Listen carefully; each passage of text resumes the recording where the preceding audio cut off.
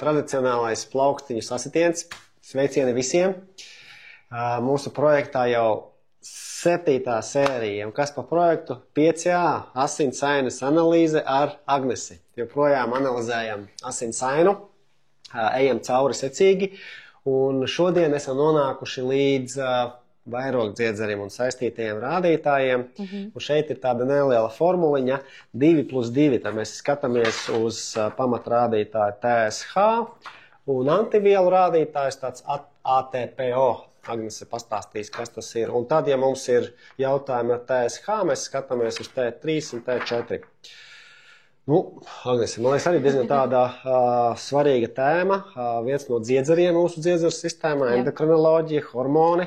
Jā, tad, faktiski, ko mums saprast ar šiem diviem rādītājiem? TSH, hormons, tā arī tu skaidro, hormons, kuru ražo smadzenes, lai stimulētu vairogdziedzeri hormonu ražošanā. Viens hormons, lai dotu citi hormoni. Tībā tā arī ir. Es, kad rakstīju šo rokas grāmatu, man sākumā netaisījos iekļaut hormonu analīzes nekādas, jo tā ir diezgan tāda sarežģīta, cimperlīga lieta, kuru nevar tā vienkārši iepakot, kur dari tā, tā. Bet tā kā ir tik ļoti, ļoti daudz un izplatītas problēmas ar vairogdziedzeri, un tā skaitā arī autoimūnie vairogdziedzeri iekaisumi.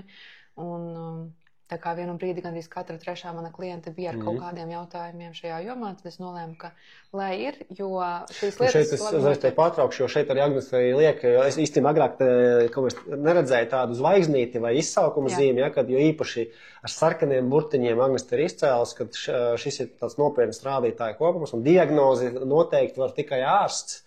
Un šī rokas grāmatā ietvertā informācija, noderīga informācija, izpētē un izglītojušiem nolūkiem. Tā kā šis ir tā atsevišķi uzsveram, ka tur var būt daudz variantu.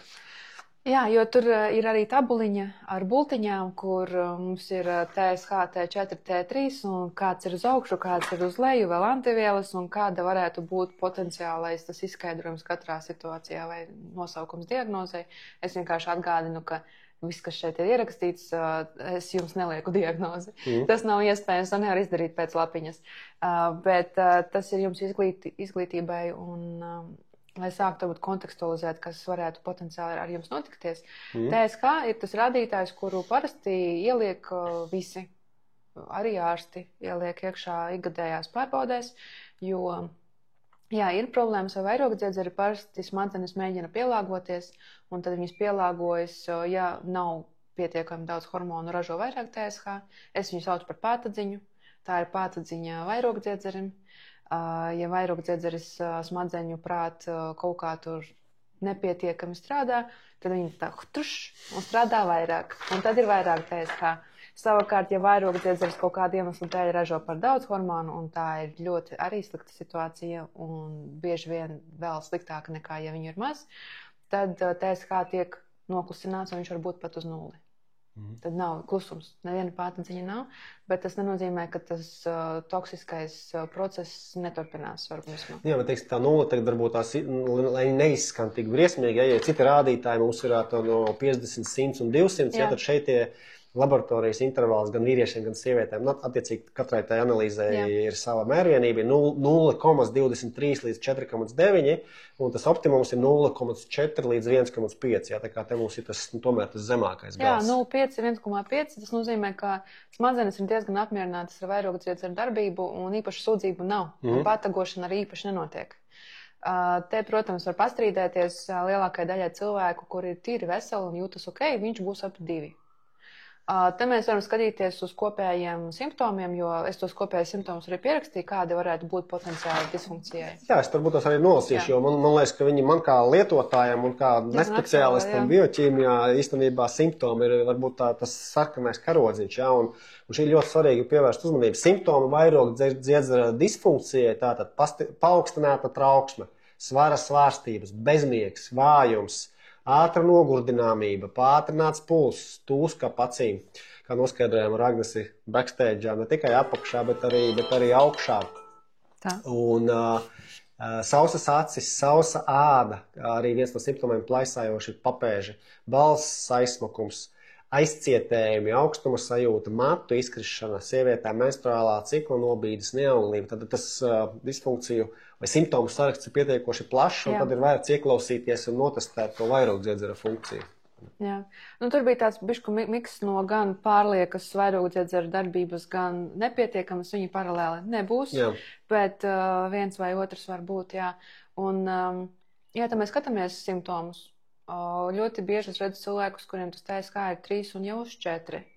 Un tad es jau tā nopietni sāku domāt, parasti tie cilvēki stresa periodā kūtā, jo vairogdziedzeru virsnieru darbība ietekmēs vairogdziedzeru darbību. Ja ir liels stress un liela kortizola ražošana, tas var traucēt vairogdziedzeram darīt savu darbu. Un bieži vien ir tā, ka mēs strādājam ar virsnierēm un ar stresu, un šis TSH un hormoni normalizējas paši, paliek optimālāki. Bet te pašā laikā tu raksti, ka tā virsnieru disfunkcija, viņa var neparādīties tajā asins analīzē?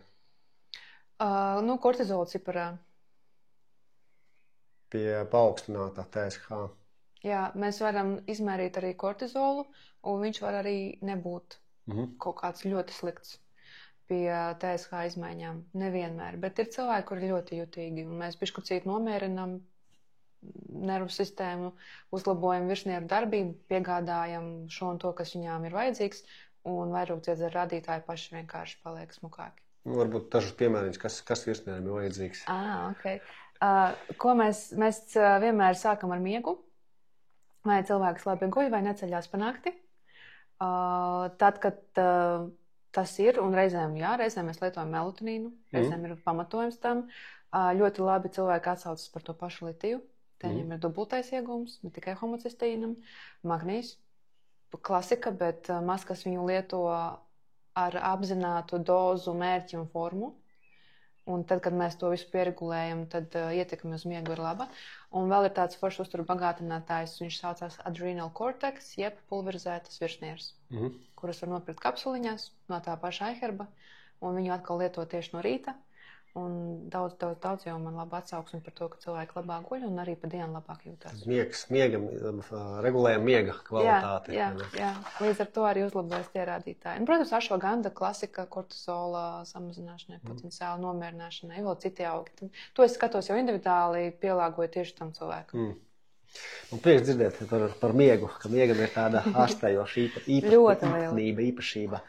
Labi, un tad otrs, tad T3, T4 mēs skatāmies, varbūt neiesim tur dziļumā, jo tad ir, ja tur ir novirzes pie TSH, tad mēs ejam iekšā T3, T4. Jā, bet es iesaku pat, ja TSH tur baigi smuki izskatās, var tāpat T4, T3 nodot, jo reizēm ieliek tikai T4 vai tikai T3 vai ieliek kopējo, mēs vienmēr skatāmies brīvo. Brīvais T4, T3 nozīmē, ka tā ir brīvā hormona forma, kura reāli iedarbojas ar šūnām. Ja mēs izmēram kopējo, mēs nezinām, cik liela daļa ir saslēgta un neaktīva un cik liela daļa ir brīva un aktīva.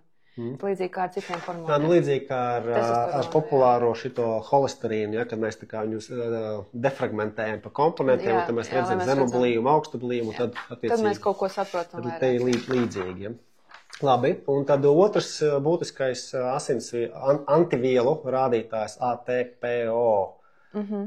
Kas tas tāds, ja varētu nokomentēt? Un pēc tam vēl šeit vajadzētu būt tendencija tu nullē. Tā mēs gribam, lai nav šī procesa, jo tāda mums ir divas antivielas, kuras mēdz parādīties ATPO, jeb antivielas uz tireoperokstāzi, un ATG, jeb antivielas tireoglobulīnu. Abi viņi atrodas saistās ar vairogdziedzeri. Imunsistēma var sākt ražot antivielas pati uz savu vairogdziedzeri. Tāda ir tā problēma, tā ir būtībā autoimūna situācija, problēma. To uzreiz, ja es pareizi saprotu, tulkojums ir antivielas savienojoties ar vairogdziedzeri traucē tā darbībai. Jā, jo tas ir nepārtraukts uzbrukums no imunsistēmas. Tur būtu tā kā muļķīgi gaidīt, ka tur baigi labi viss būs. Un kā likums ar gadiem šis process parasti viņš paliek sliktāks, nevis labāks. Un šī brīža pieeja, vadlīnijas un uzstādījums oficiālais ir tas, ka šī ir neārstējama lieta. Mēs viņu neaiztiekam, mēs gaidām, kad paliek pietiekami slikti, lai jālieto hormoni, un pēc tam mēs gaidām, lai paliek pietiekami slikti, lai būtu jāveic operācija, kad vairogdziedzeri izgriež. Ja šīs antivielas parādās, es iesaku veikt vairogdziedzeru sonogrāfiju arī reizi gadā. To arī ārsti iesaka, tur parasti viss ir skaidrs, tā ir uzraudzība. Vairogdziedzerī iekšā var parādīties mezgliņi, cistas, veidojumi, kuriem arī ir savā gradācija. Tā ir tiroids tāda sistēma, kurai ir vairākas pakāpes. Jo lielāka pakāpe, jo lielāks ir arī kaut kādas malignācijas vai vēža risks, jo tur arī tas pastāv, un tāpēc arī ar laiku izoperēt orgānu, jo, ja parādās vēža risks, protams, ka neviens negrib, lai tas attīstās tālāk. Antivielu cipari var būt gan ļoti lieli, gan ļoti mazi, un viņi var ļoti ietekmēt pašsajūtu un neietekmēt. Tas ir interesanti, jo ir redzēti cilvēki, kuriem ir kā tur pāris simti, bet cistas un simptomi ir diezgan. Un ir tādi, kuri staigā ar 1000 pāri un vispār nezina, ka tas ir. Tāpēc es iesaku veikt šo testu, tīri, lai pārbaudītu, kāpēc tas rodās.